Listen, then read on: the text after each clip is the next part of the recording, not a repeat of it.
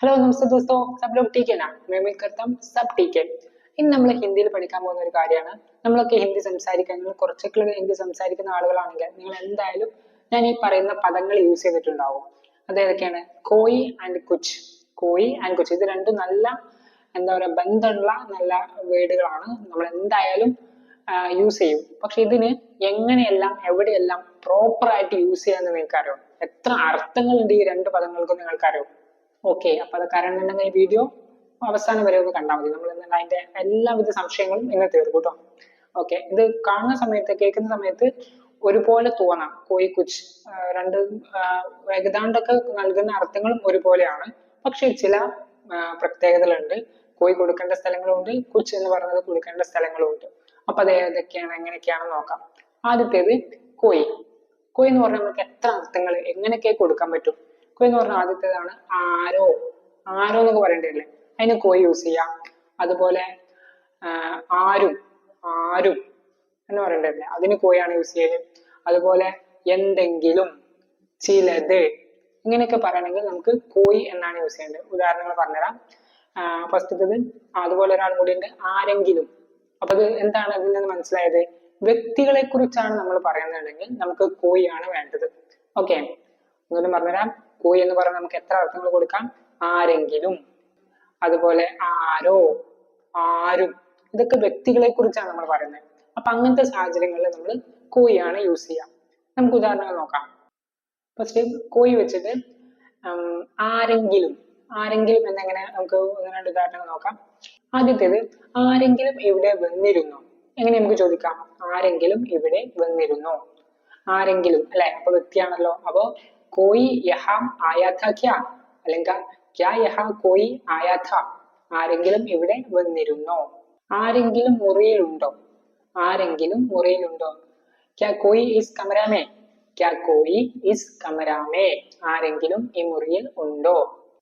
ആരെങ്കിലും ഫോൺ ചെയ്താൽ എന്നെ വിളിക്കൂ. അങ്ങനെ പറയാം, ആരെങ്കിലും ഫോൺ ചെയ്താൽ എന്നെ വിളിക്കൂ. അപ്പോ അഗർ കോയി ഫോൺ കിയാ തോ മുझे बुलावो. अगर कोई फोन किया तो मुझे बुलावो. ആരെങ്കിലും ഫോൺ വിളിച്ചാൽ എന്നെ വിളിക്കൂ.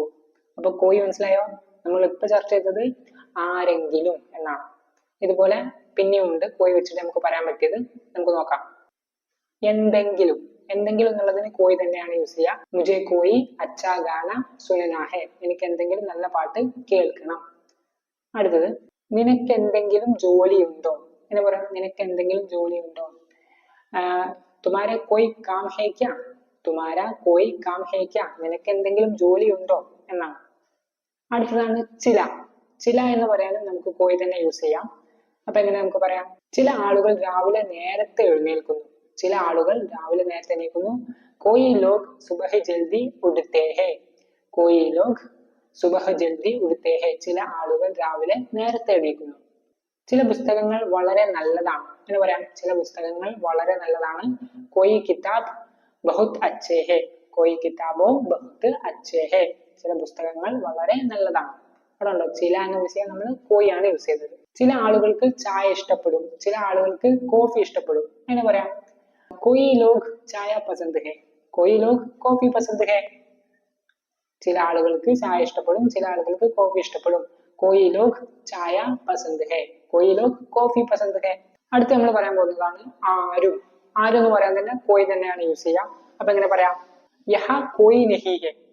യഹാ കോയി നഹി ഹേ. ഇവിടെ ആരുമില്ല. യഹാ ഇവിടെ കോയി നഹി ഹേ. ആരുമില്ല. അപ്പൊ ആരും എന്ന് പറയാനും കോയി തന്നെയാണ്. എന്നെ ആരും അറിയുന്നില്ല. എങ്ങനെ പറയാം? എന്നെ ആരും അറിയുന്നില്ല. മുझे कोई नहीं जानता है. മുझे कोई नहीं जानता है. എന്നെ ആരും അറിയുന്നില്ല. ഇന്ന് ആരും വന്നില്ല. എന്നെ നമുക്കെല്ലാം പറയാം, ഇന്ന് ആരും വന്നില്ല. ആജ് കോയി നഹി ആയ. ആജ് കോയി നഹി ആയ. ഇന്ന് ആരും വന്നില്ല. അടുത്തതാണ് ആരോ. ആരോ എന്ന് പറയാനും കോയി തന്നെയാണ് യൂസ് ചെയ്യുക. എങ്ങനെ കൊടുക്കാം നമുക്ക് നോക്കാം. കോയി ദർബാർ മേ ഖട്ഖട് രഹാ ഹെ. കോയി ദർബാർ മേ ഖട്ഖട് രഹാ ഹെ. ഖട്ഖട് എന്ന് പറഞ്ഞാൽ മുട്ടുക, വാതിൽ മുട്ടുക, അതിനാണ് ഖട്ഖട് എന്ന് പറയാം. അപ്പൊ കോയി ദർബാർ മേ ഖട്ഖട് രഹാ ഹെ. ആരോ വാതിലിൽ മുട്ടുന്നു. അപ്പൊ നമ്മൾ കോയി വെച്ചിട്ട് ഇപ്പൊ എന്തൊക്കെയാ പറഞ്ഞത്?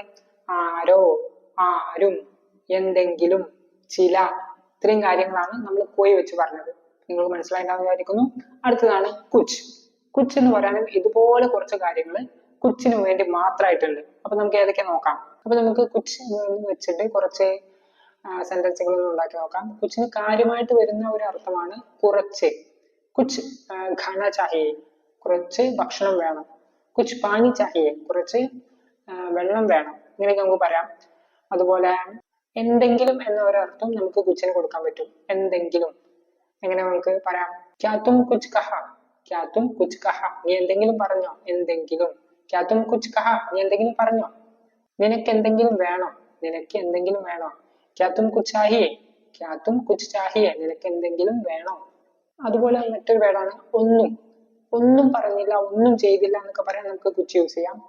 मैंने कुछ नहीं किया, ഞാൻ ഒന്നും ചെയ്തില്ല, എനിക്കൊന്നും മനസ്സിലായില്ല. मुझे कुछ नहीं समझ नहीं आ रहा है, मुझे कुछ नहीं समझ नहीं आ रहा है എന്ന് പറഞ്ഞാൽ എനിക്കൊന്നും മനസ്സിലായില്ല.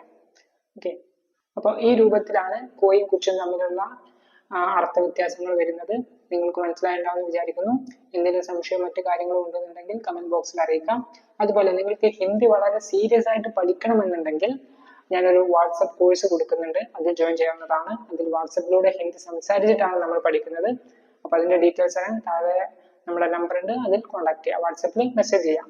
ओके, അപ്പോൾ अगले वीडियो में फिर मिलेंगे. धन्यवाद.